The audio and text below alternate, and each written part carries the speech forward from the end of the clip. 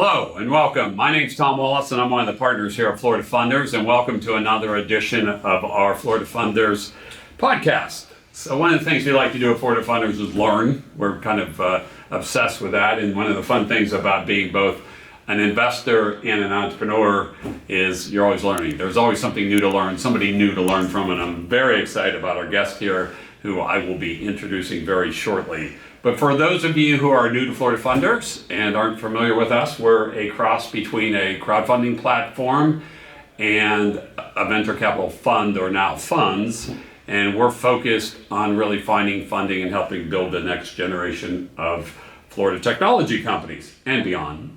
Our past guests on the podcast have included Alex Ohanian, the founder of Reddit, Peter Maloof, the #1 financial advisor in the country, according to CNBC and Barron's, Chris Sullivan, the founder of Outback Steakhouse, Ryan Neese, former NFL player turned venture capitalist, Jeff Finnick, who owns our local hockey team and is a pretty prolific investor, and Steve Raymond, the founder of Tech Data, and also an investor.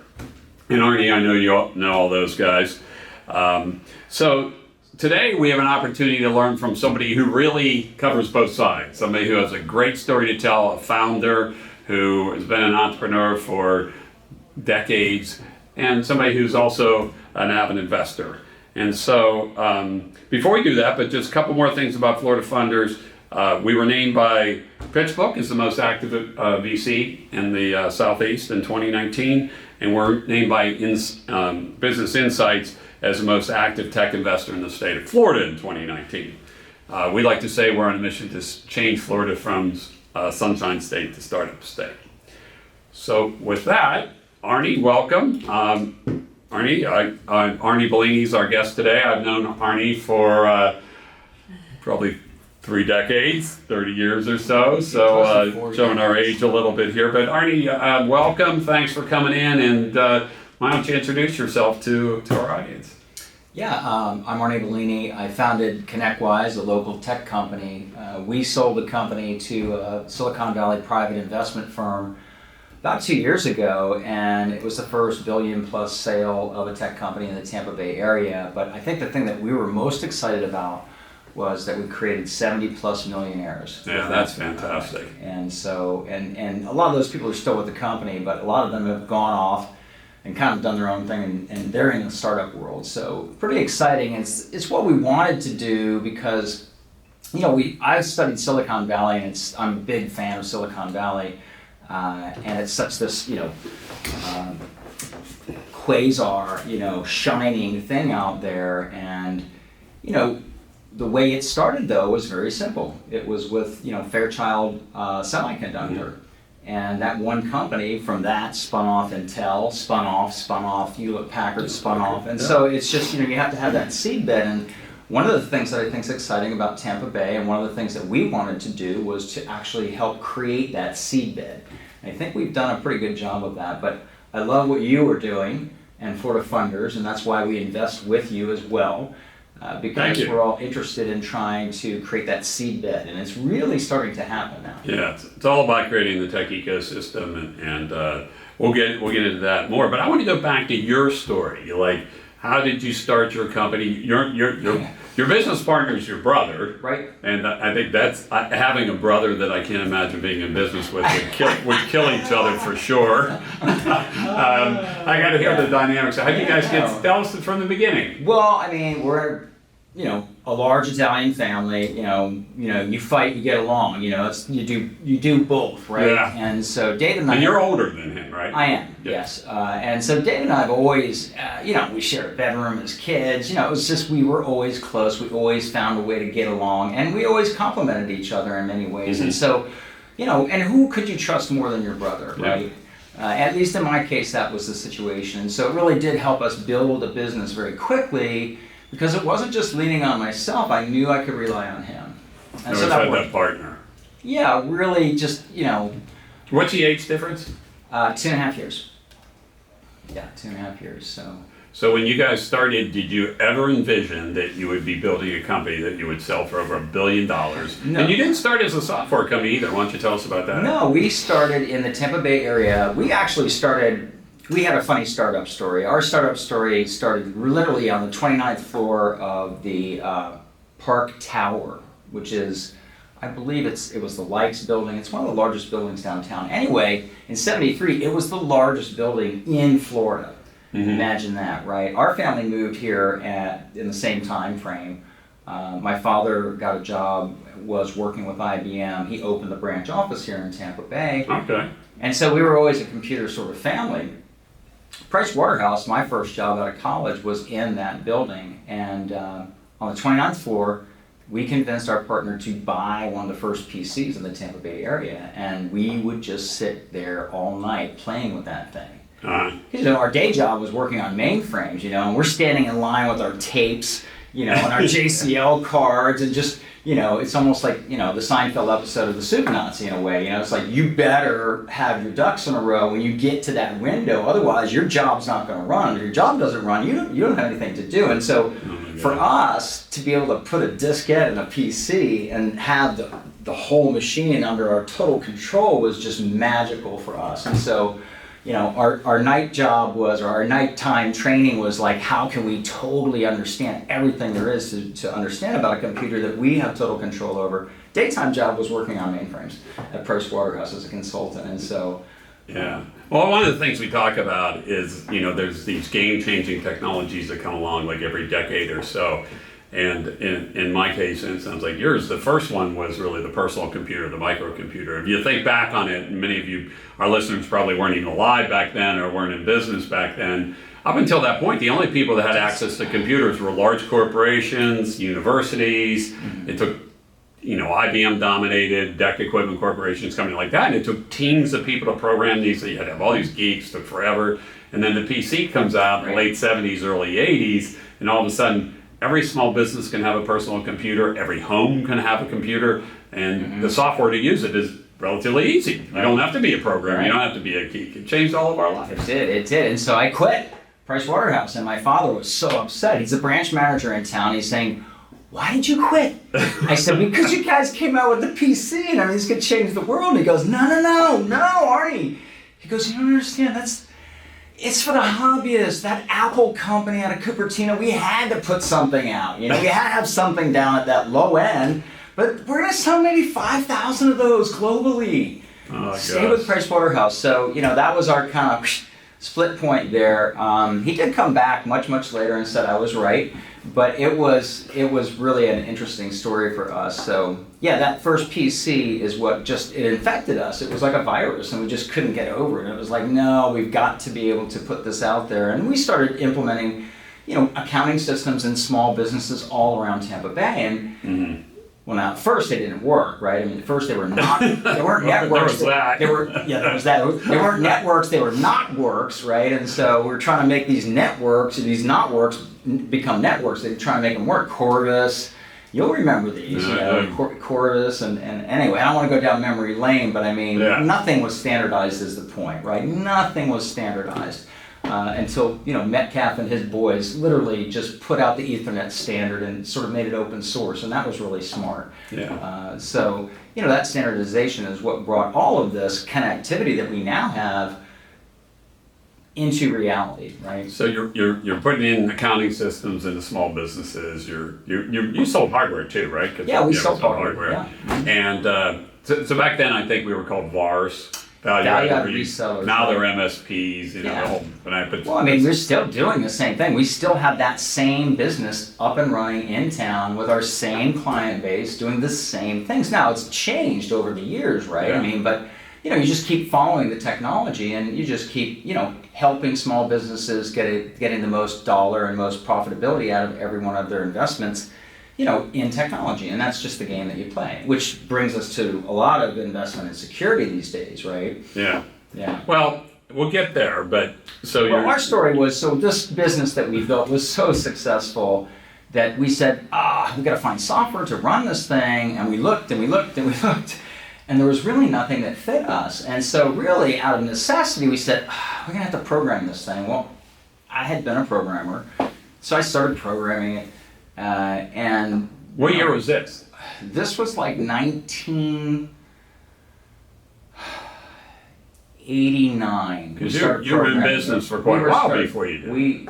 We were we had to have the problem, right? We didn't have any problem. We were growing, and when we started to scale and really needed systems to try and scale, either you're going to hire 1 million people to scale, or you're going to do it smartly with good systems, right? And so we wanted to do it with good systems, and there weren't any, and so we had to create one for ourselves, and we never intended on selling it until a bunch of our buddies saw, they came over and visited in the business, saw what we were doing. They said, dude, you got to give me a copy of that. And we reluctantly started, letting people use our software, and we started charging them for support. One thing led to another, and it just went like wildfire. But this was before the cloud, and originally you were selling everything was on-premise. We were selling server-based, software to run your entire technology business. And so we wanted something that would only really focused on technology businesses, because we have small little jobs that we have to do. We have big projects, and we have a mixture of both, right? And we have people that we got to keep billable, and they've got to put their time in so that we can charge our clients. And all of that is kind of a complex thing unless you have systems to do it, right? And so we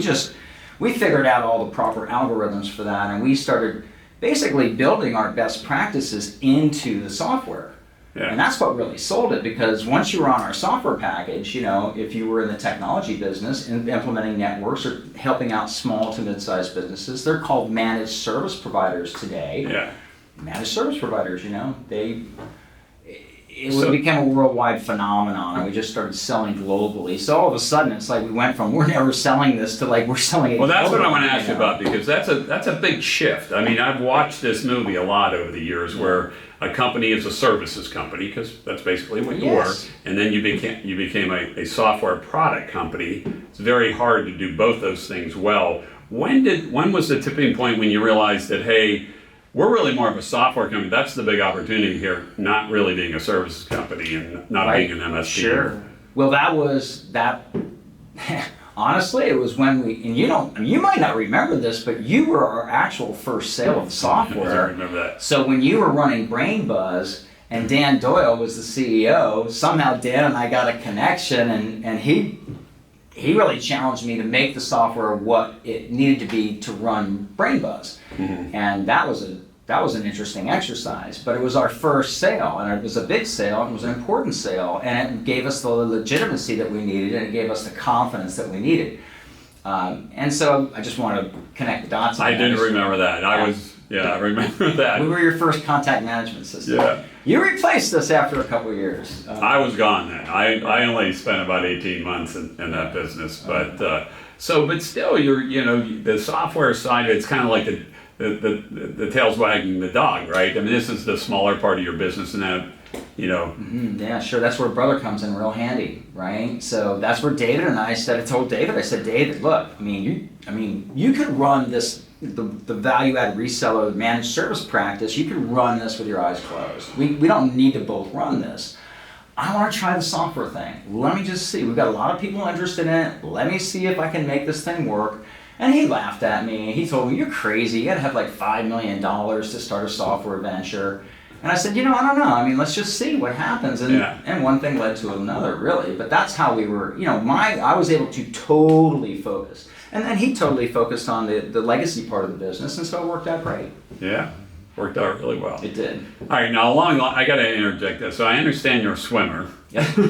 And I am. You swam the English Channel somewhere. Where do you find time to be building a software company? And I got to believe that I'm not a swimmer, but I got to believe it takes a lot of training, a lot of hours. You put a lot of time on the golf course. You're a good golfer, so it's a little different than swimming. If I could get you to put as much time in swimming with me, and I could show you exactly how to do it, as much as you do in golf, you would get across the channel as well.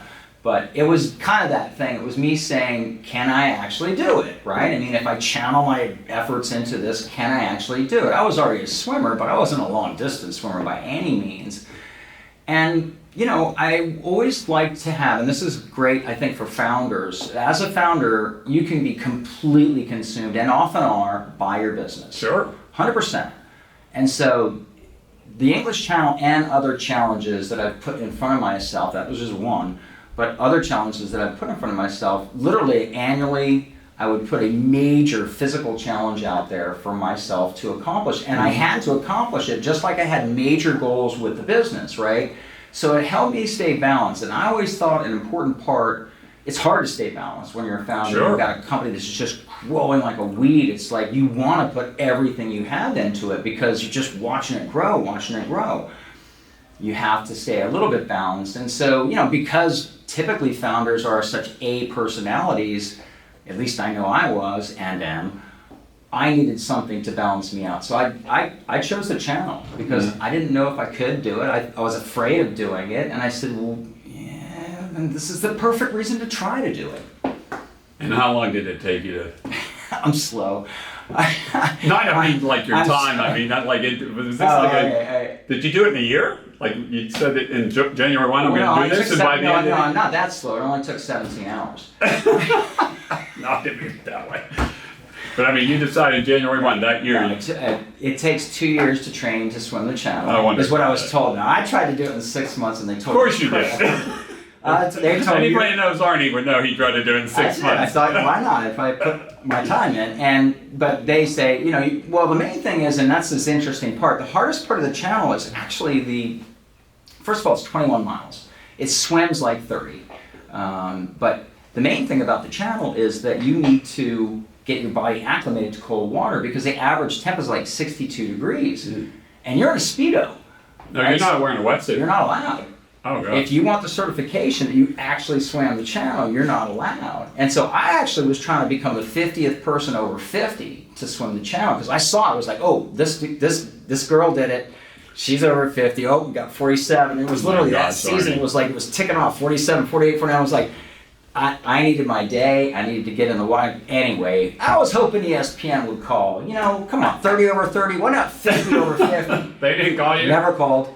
But so it was just a fun challenge for me, and I really did enjoy it. I learned a lot, and I think you learn a lot about yourself when you face your fears, like really things you think you can't do, and then force yourself to break them down and figure out how to do them. And it doesn't. Well, that's very impressive. And at the same time, you're a father. You have three kids. Two sons. Two sons. Yep. Lauren, my wife. And are they involved in the business? Yeah. So Arnold and Peter and my wife Lauren are all involved in Bellini Capital as well as Bellini Better World. So we're investing in tech companies in the Tampa Bay area, and the whole family's involved in that. And we also are investing in the community in a lot of ways, and that's Bellini Better World. And so we are making investments in education, making really big investments at USF. Because they helped us so much when we were, growing as a business, and so we're making. That's your alma mater too, correct? It is. University of Florida, undergrad, University of South Florida for my MBA. Okay. And I thought it was such a great program. And so we're doing some really nice things there. And then our real passion is the Florida Wildlife Corridor. And so we were successful in getting the thank God and thank you state of Florida legislators for seeing the wisdom of declaring 18 million acres of the state as the Florida Wildlife Corridor. We have the only wildlife corridor still in existence east of the Mississippi that is intact still today. And so this is I think I've read about this, a little bit about it. Is this with the Florida panther? Well, a lot of it's about the panther. A Florida panther is interesting. It's come from 20, we're up to 200 now, and they're actually starting to move out from their Everglades range area back into their natural range area, and so it's really interesting to see. A panther has a 400-mile range.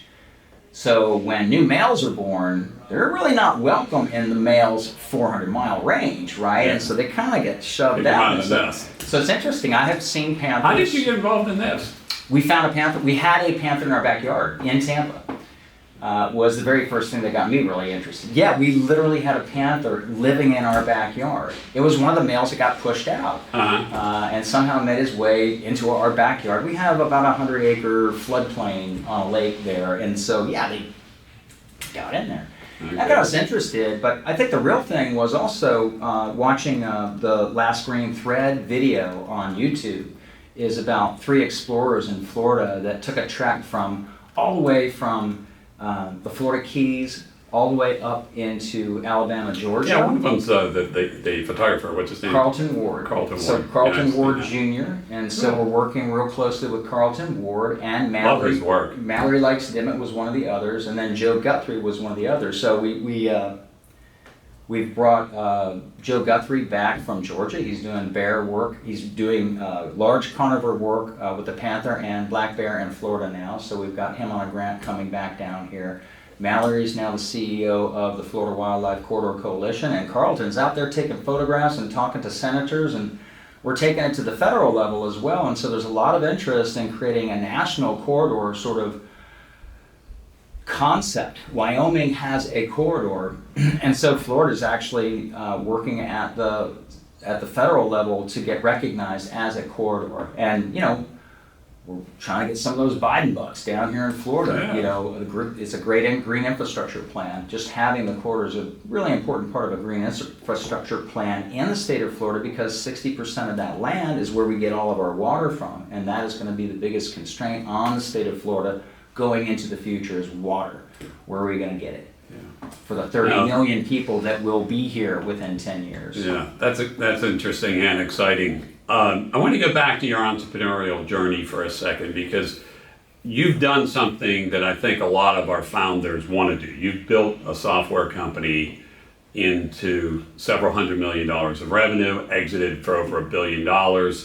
What advice, what lessons learned, best practices would you share with founders that, you did it over a couple decades? I think times have changed. It's a lot easier now to start a software company with the cloud, and you don't have to buy all this hardware, and there's a lot of advantages. What advice would you have for founders out there?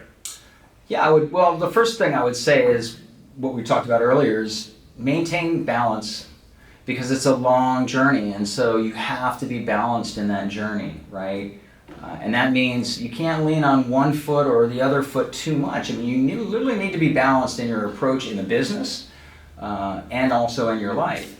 And so I don't know if I completely agree with that. When we're investing, a lot of times we like to hear that our founders do nothing but work, but okay, keep going. A lot of them do nothing but work, Yeah. okay? And so, and I mean proper balance. I mean, there's a proper balance. So anyway, I think you run so intense, you can do several things. I think you're a little maybe superhuman in that way. Like a lot of our founders maybe don't have that intensity, so we like to see them really focused on their business, but go ahead. Well then, if you are being funded by Florida funders, really focus on it.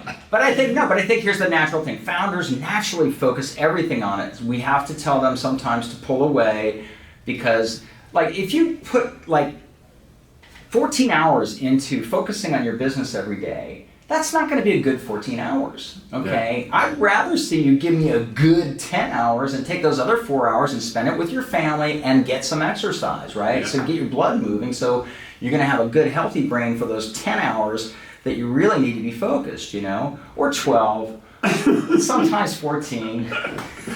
7 days a week. Well, it's important, right? I mean, you're gonna. Well, the other thing, and the reason I say that, by the way, it's because the balance is important. Because I'm used to doing Ironman events, right? Where if you're not balanced, you're gonna fall over by the end of the event, right? And so you've got to be balanced. It's a long journey. Success, the road to success is absolutely available, but it is a long journey. And if you're not balanced, you're not going to make it the whole way, is my point. Okay. Yeah. Success does not happen overnight. And, so many people talk about, instant success. It's that's every founder knows that's such a joke, right? There's no such thing. Okay. If you ask any of us, when was the day that it all came together? The answer is, the last 20 years, or the last 10 years. It's it's a continuum, and it's a journey, and so it's a long journey. You gotta be balanced to make the entire journey. Yeah, I know one of the things that we're out talking to founders all the time, and one of the things we do not like to hear is, I'm going to build this in 3 or 4 years, flip it, and then I'm going to do this. Like that is just not to you founders out there. If you're Don't ever say interviewing, that to an don't say investor. that. Yeah. None of us want to hear. Yeah. Well, actually, the last guy that I know that did that well was Chad Hurley. He was the founder of YouTube. He sold it 18 months later for like $1.8 billion to Google. And I actually spent some time with Chad. We went to the same school, but that's an anomaly. That is like. And by the way, you could argue he sold too early, right? Well, yeah. I mean, What did he sell for? He sold for $1.8 billion after 18 months. But what's it worth today? Yeah. He sold too early. Yeah. So, but anyway, yeah, I think balance is an important thing, and I do think intensity is an important thing, because like when you have a problem, a lot of people procrastinate and they kind of avoid it, maybe it'll go away, It's like what we always do is we attack the problem as soon as we can even get an idea of what it is and confront it, right? Whatever that might be, it could be a security breach in our software, it could be whatever it might be, right? Mm-hmm. Thank God that's not happened at ConnectWise. We're one of the few, we're really lucky about that.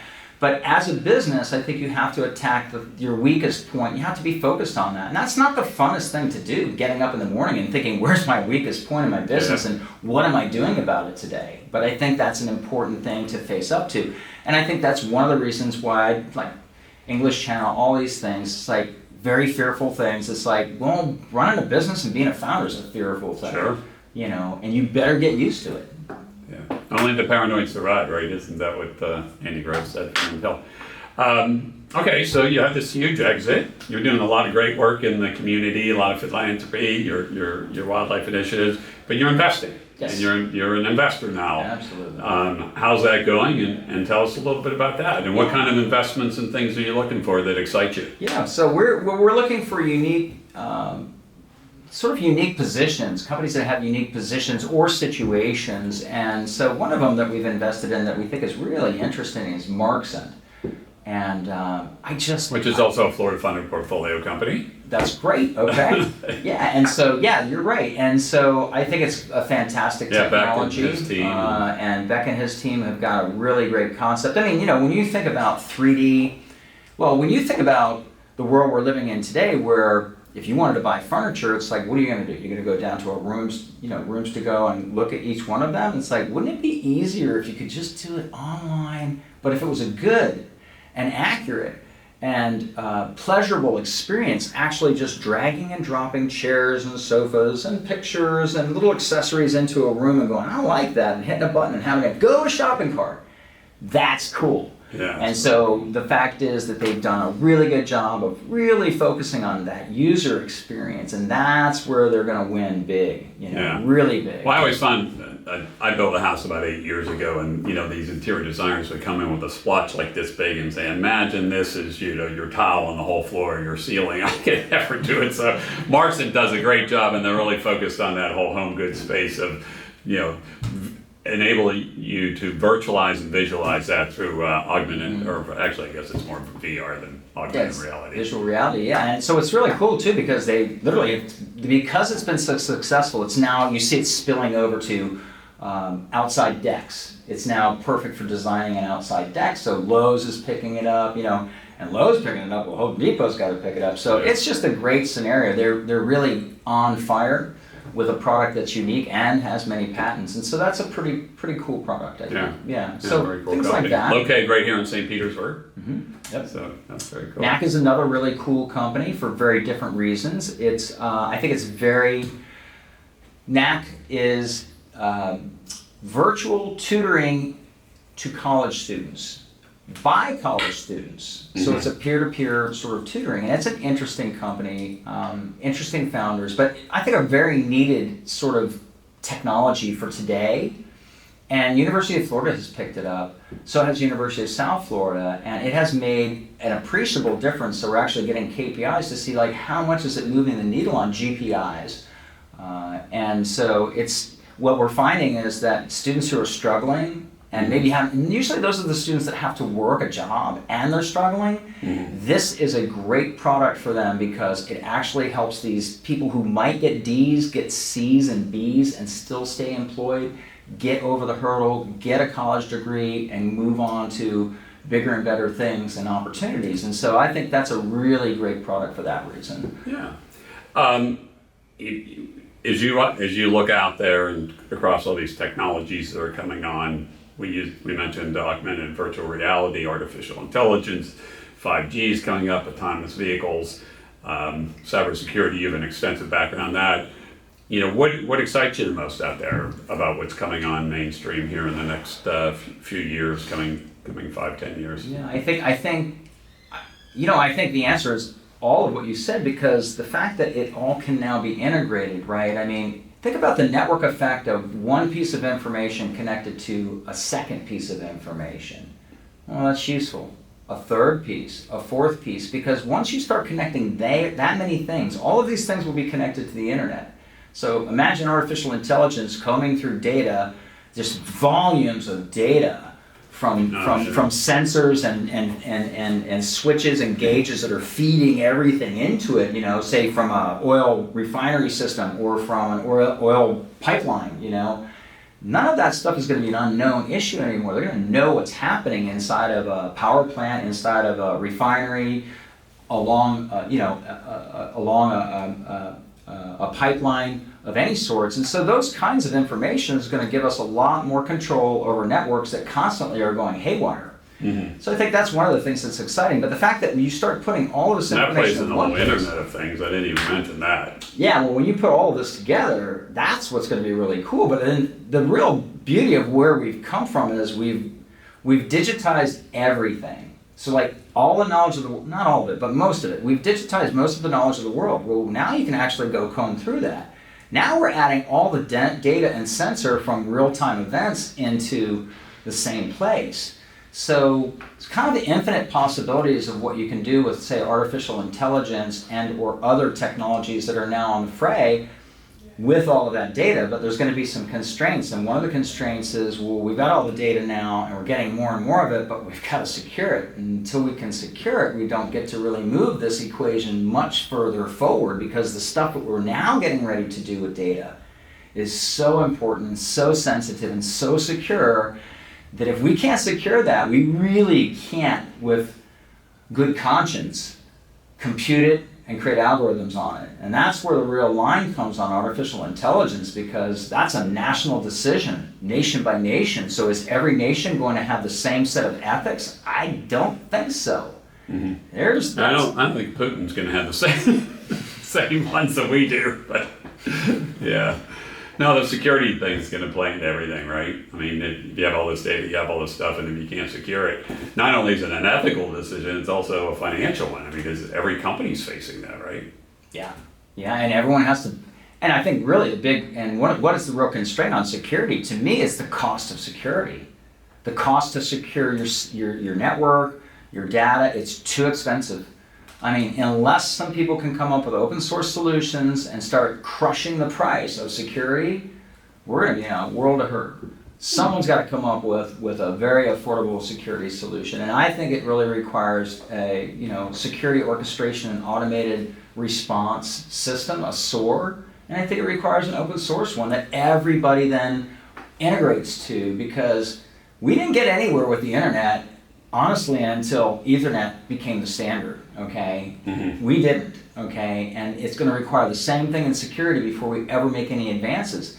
Individual companies will make a lot of money, and I know all you cybersecurity guys are making a ton of money out there and cashing out for big money, but the reality is the problem is everything is too expensive. So I think the real place in the future, what I'm looking for investment, is like, who's got that clever idea on how to really crush the price of delivering high-level security.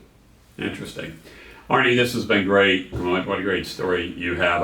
I guess the one question I do like to ask as a final one, and then I'll wrap up here, is if you were starting a company today, what would it be? Oh my God, it would be an ice cream stand. I don't know. I don't think so. Now, it might be a one that turns into 50,000 ice cream stands. You know, ice cream all over the world. You sticking with that? I'm sticking with the ice cream stand. Okay. That's the truth. Well, Arnie, this has been great. Thank you so much to our listeners out there. If anybody wants to reach out to you or find your firm, how would they get in touch with you? If anyone wants to reach out, my email is arnie@arnie.com. Okay. Pretty easy. And So thank you. This is Tom Wallace. Again, Florida Funders, if you want to know more about us or find out more about us, go to floridafunders.com. If you're a founder, you can go out. We have a very simple 5-minute application process to get you into our process to be looked at and considered for funding. And if you're an investor, we have a wonderful portal with tons of information about how to invest, how to angel invest, and how to do it wisely. So thank you for joining us, and all the best.